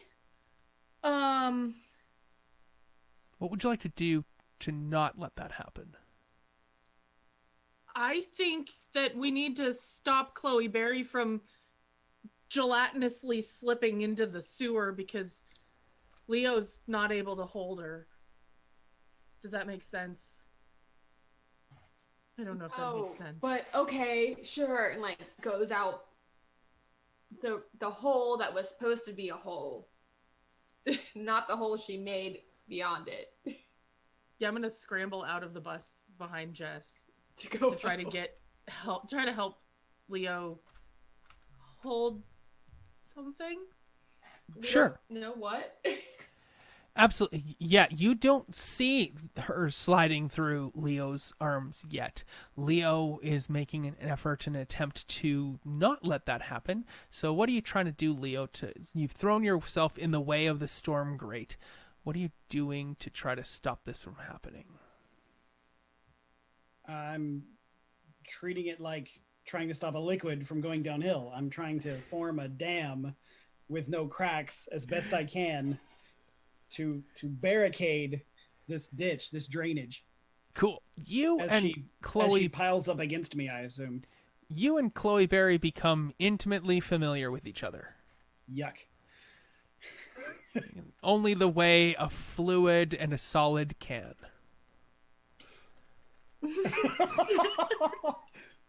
Oh, okay. Holding my breath. Oh, yeah, that's even better. Yeah. definitely in your eyes, your nose. Yep, definitely. As she pools up and starts to overflow you and move around you, and like it does. I mean, you're a person in overalls. You're only so capable, and the fluid starts to slide through and finds cracks and openings and starts to trickle away from you. It looks like you're not going to be successful. That she's gonna flow over you or past you or through you and down and away when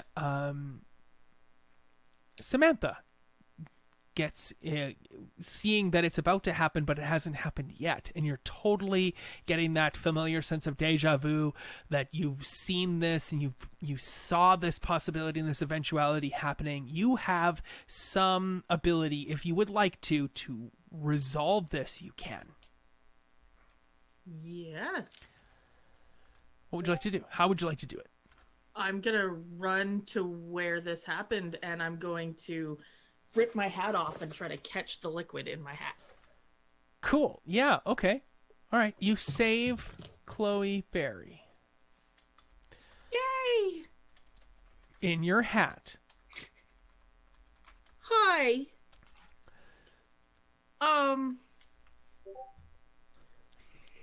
I think this is Chloe Berry, guys.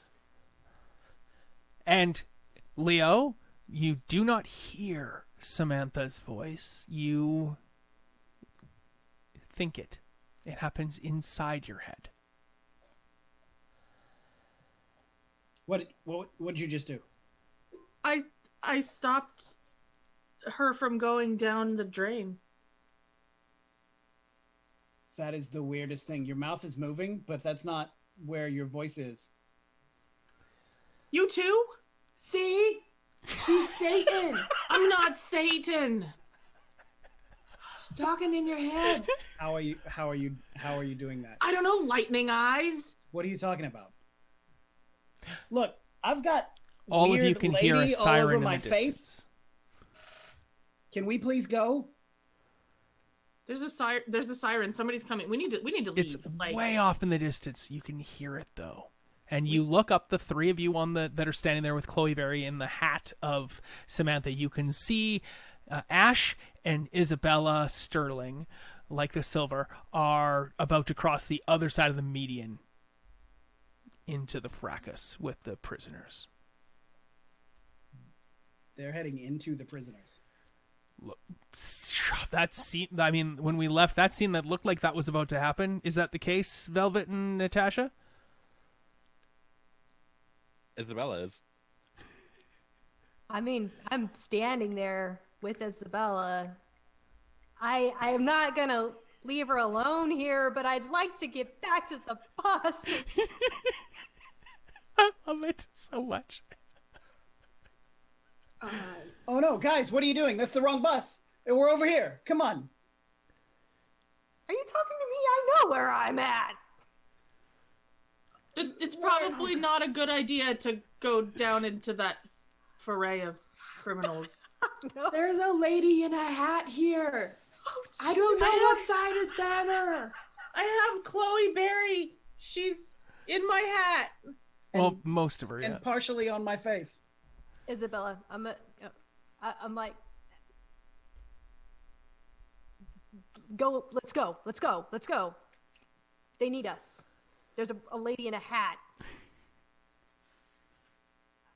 I don't know how to make her whole again. Look, 2 buses came. Which bus do you want to leave in? Not the one with the broken axle. Isabella, What? are we going? I'll head back with Ash to our group and just shout "play nice" at the rest of them. Okay. Okay.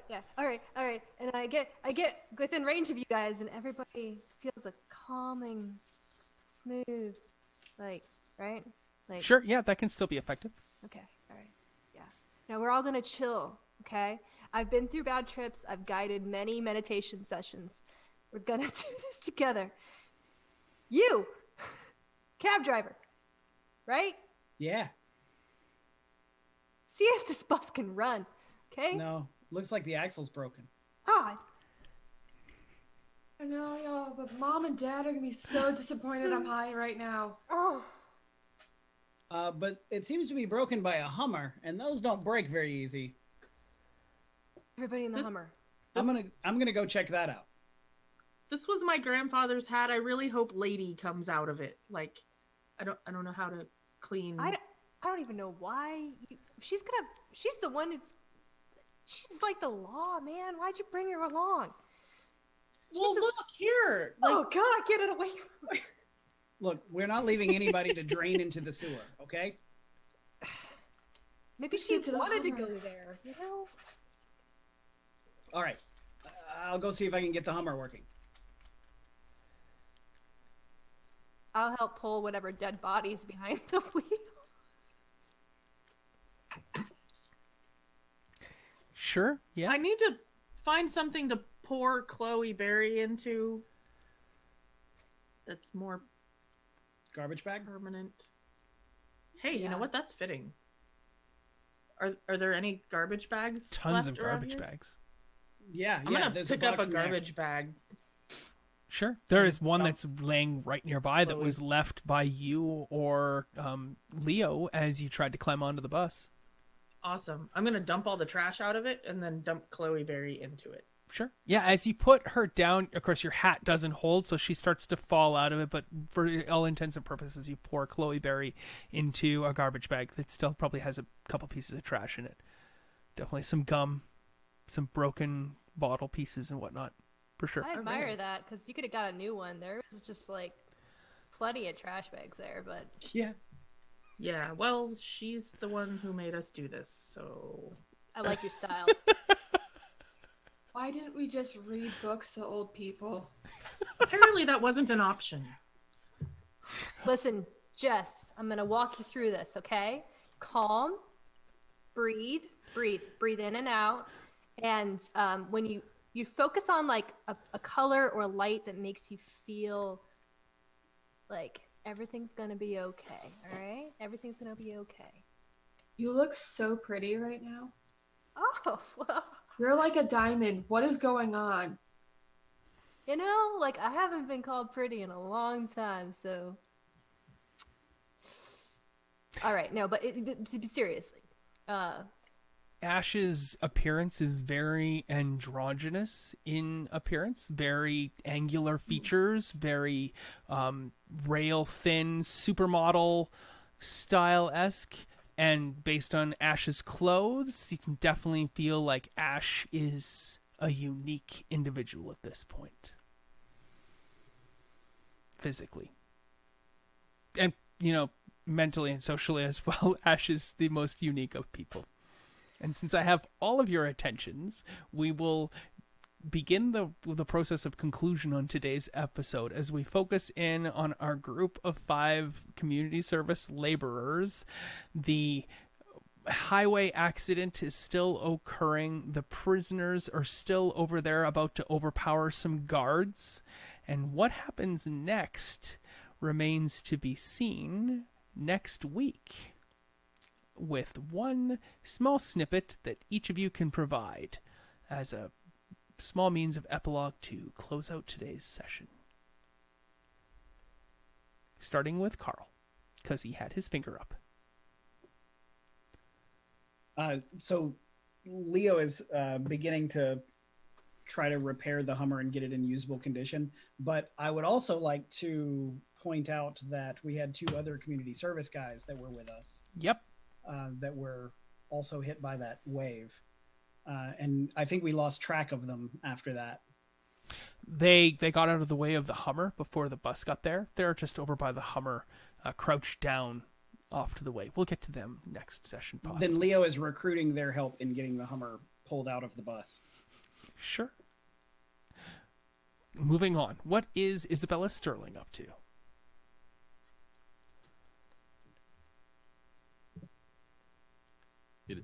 She's supervising the repairs to the Hummer. Basically, like trying to make sure she's still Yeah. herself, looking in the various mirrors that are still intact. Okay. Whether or not that's the case will be determined next session. What would Jess like to do to wrap up today's session? Jess, having been told that she's high multiple times, although having never experienced it, is kind of like getting the placebo effect and thinks she's actually high. So she's just like, with Ash being like, touch my finger. And like pointing with her metal finger. He's like, Sick. pretty diamond person. Just touch my fingers. So cool, dude. It's real, right? Yeah, it's real. You're not tripping. And it's just going. Oh, I love it. Can you tell me a bit about the hand? Does it I mean, it reflects light because it's metal and whatnot, but is it like mirror polished, or is it dull and you can't, or like, can you see yourself in it or not? What kind of steel is it? You can't see a mirror reflection of yourself in it, but you could see like your shape. Oh, okay. Like it's not quite that shiny, but you could see, like, if you're wearing a red shirt, you'd see a red blob. Oh, okay, cool. And it's definitely like silver toned. Cool. I love it. That's awesome. Sam, what is Samantha up to, Sarah? Sam's still trying to figure out what in the heck is going on. She's just kind of resigned herself to, I'm hallucinating. That's the explanation for this. I'm hallucinating. She just slams her hat back on her head like she's gotten most of Chloe Berry out of it. Doesn't even care at this point, and is going to help somehow clean out the Hummer to make it usable for our escape. Perfect. Absolutely. And Ash. Are you last? Yeah, you're last, Ash. Once I get Jess settled, like, calm down, like, I'm going to be ransacking the bus, especially if I, like, Chloe's got a purse or something. I'm going straight for whatever I can. I mean, also, if I don't find anything there, I'm going to go, like, remember back in, like, the school days when you had to do the emergency stuff and then you had to go find, like, the bus kit? That's what I'm going to be looking for, too. So I'm going to be looking for everything in this bus that is not nailed down, taking it with me, because it's the end of the world. We got to get our stuff together. Sounds great.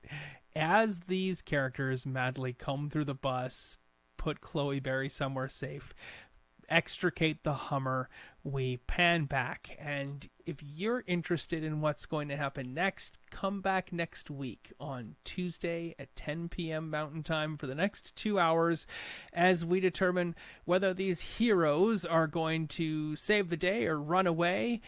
There's definitely some things on the line here, as superpowers are definitely happening in this vicinity, especially to these 5 people who've all been sentenced to 200 hours of community service. You can see their Twitter handles above you. They are all super active on Twitter, and they all deserve a follow from you. They all of them tweet every single day with wonderful, brilliant, pithy things.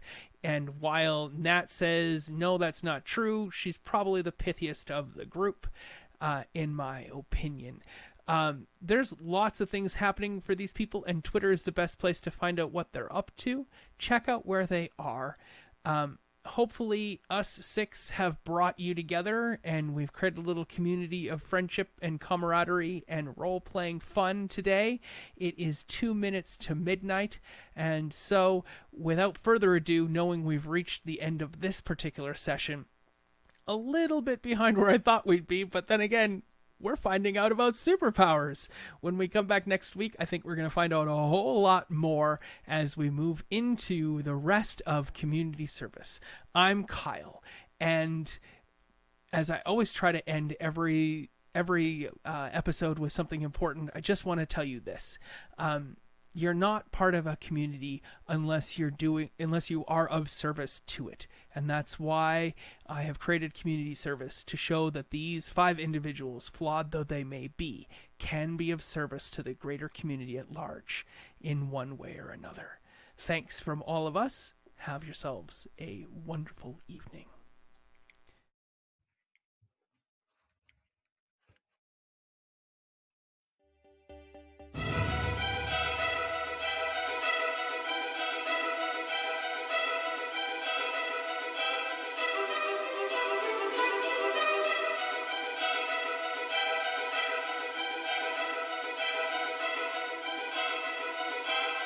Thank you.